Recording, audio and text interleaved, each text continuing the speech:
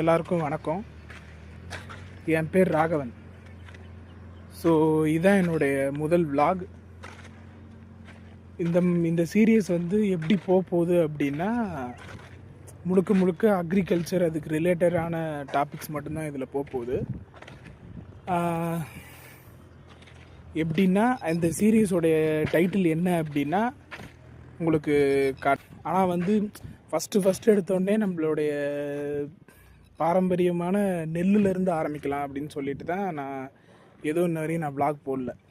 So வீட்டுக்கு பக்கத்தில் கொஞ்சம் வந்து கருப்பு கவுனி நெல் போட்டிருந்தோம். நெல் நான் தான் போட்டிருந்தேன். அது சும்மா ஒரு 10 சென்ட் இடம் தான். அந்த 10 சென்ட் இடத்துல நான் என்ன பண்ணேன் அப்படிங்கிறது தான் உங்களுக்கு இந்த ஃபஸ்ட்டு vlog-ஆக இருக்க போகுது. ஸோ நாள் வந்து நாங்கள் நெல்லெல்லாம் அறுத்து வச்சுருந்தோம். ஸோ நெல் அறுக்கும்போது நான் இங்கே இல்லை. ஸோ நான் வேறு இடத்துல இருந்தேன். ஸோ அது என்னால் எடுக்க முடியல.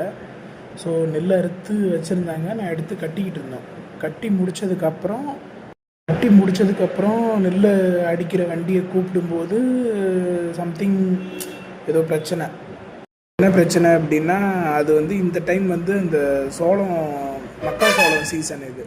ஸோ இந்த டைமில் தான் வண்டி கிடைக்கிறது கஷ்டம். ஏன்னா மக்காசோளம் அடிக்கிற சலடையும் நெல் அடிக்கிற சலடையும் வேறு மாதிரி இருக்கும். அது சலடை மாற்றும் போது ரொம்ப கஷ்டமாக இருக்கும். ஸோ அதனால தான் கொஞ்சம் லேட் ஆகிடுச்சு. அப்புறம் ஒரு வழியாக எப்படியோ நெல் அடித்து முடிச்சாச்சு. ஸோ இப்போ நீங்கள் பார்க்குறீங்க பாருங்கள், இதுதான் அந்த நெல்.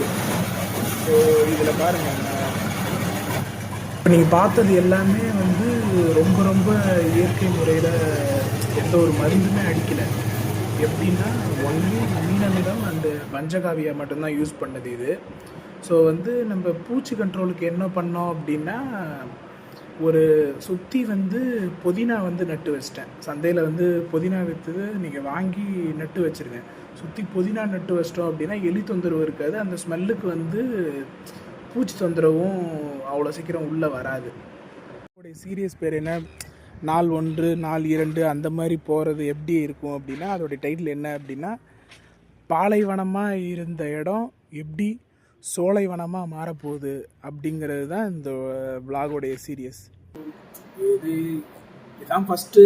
ஸோ எப்படி எடிட் பண்ணி போடுறது அந்த மாதிரிலாம் எனக்கு எதுவும் அதை பற்றி எனக்கு ஐடியா கிடையாது. ஸோ எப்படி சொல்கிறேன் அப்படின்னா, ஏதோ எனக்கு தெரிஞ்ச விஷயத்த ஒரு 4 பேருக்கு சொன்னேன் அப்படின்னா, அது மூலயமா வந்து ஒரு சில பேர் வந்து அதனால் வந்து பயன்பெறுவாங்கல்ல. ஸோ இந்த மாதிரி வீடியோ போடும்போது மேக்ஸிமம் யாரும் பார்க்க மாட்டாங்க.